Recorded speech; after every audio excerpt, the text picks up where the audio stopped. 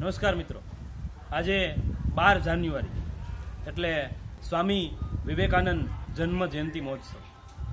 12 જાન્યુઆરી આપણને સ્વામી વિવેકાનંદના વિચારો યાદ આવે। ઉઠો, જાગો અને ધ્યેય પ્રાપ્તિ સુધી મંડ્યા રહો।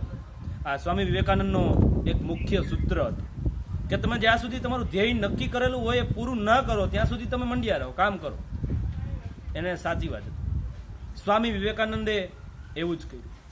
એના ઘણા બધા પ્રસંગો છે સ્વામી વિવેકાનંદના, પણ એક પ્રસંગ મને ખૂબ યાદ આવે છે કે સ્વામી વિવેકાનંદ છે એ જ્યારે શિકાગોમાં ધર્મ પરિષદની અંદર જોડાય છે અને એમાં જાય છે ત્યારે એ ત્યારની ઘટના છે જીવનમાં ઉતારવાની।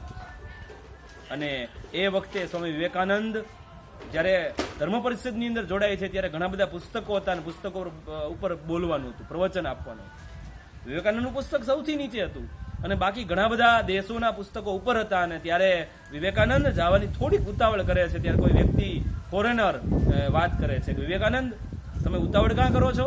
તમારું પુસ્તક તો સાવ નીચે છે। અને ત્યારે વિવેકાનંદ જે જવાબ આપે તમારે મારે જીવનમાં ઉતારવા જેવો છે, કે છે કે દોસ્ત, મારું પુસ્તક નીચે છે પણ જો હું મારું પુસ્તક ખેંચી લઈશ ને તમારા બધાના પુસ્તક પડી જશે। આવા હાજર જવાબી હતા સ્વામી વિવેકાનંદ।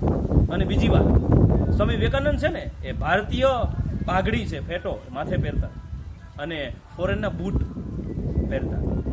એટલે કોઈ વ્યક્તિને આશ્ચર્ય થાય છે એટલે પ્રશ્ન કરે છે વિવેકાનંદ, આ તમારી વાત સમજવા નથી આવતી કે તમે ઉપર છે ફેટો બાંધો છો અને ઉપર તો ફોરેનના બૂટ પહેરો છો।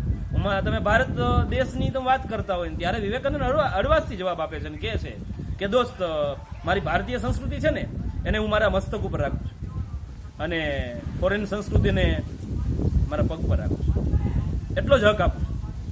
એટલે વિવેકાનંદ છે એ ભારતીય હતા અને એટલા માટે આપણને ભારતીય હોવાનો ગર્વ હોવો જોઈએ, કારણ કે વિવેકાનંદને આપણા જીવનમાં ઉપયોગી થાય ઘણા બધા કિસ્સાઓ છે એ આપ્યા છે। ત્યારે એનું જીવન છે એ ખૂબ સારું હતું, ખૂબ એમાંથી શીખવા જેવું છે, સમજવા જેવું છે। ત્યારે વિવેકાનંદના જન્મ જયંતિ મહોત્સવ નિમિત્તે તમામ વ્યક્તિઓને હાર્દિક શુભકામના। ધન્યવાદ।